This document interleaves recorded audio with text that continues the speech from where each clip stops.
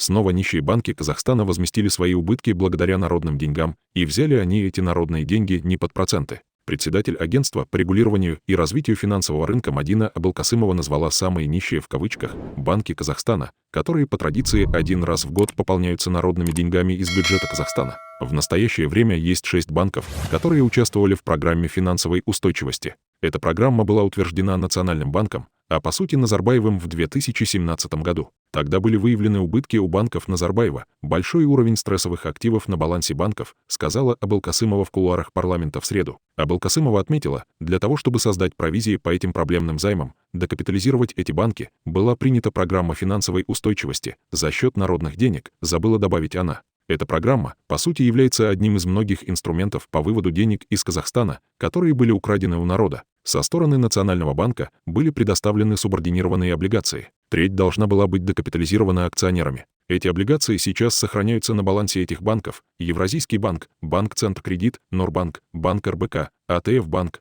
и Цеснобанк, которые были объединены с банком Жусан. Кроме того, средства господдержки сохраняются на балансе у Халык-банк в результате сделки, которая произошла по приобретению Казкоммерцбанка, говорится в сообщении. Очень странно, но агентство по регулированию и развитию финансового рынка долго и упорно скрывало названия банков, которые были пополнены народными деньгами. Сотрудники АРФР, в частности, зампредседателя агентства Алжас Кизатов, скрывал названия банков, которым могут ограничить дивиденды. При этом они даже не говорили причину, по которой банки не называются.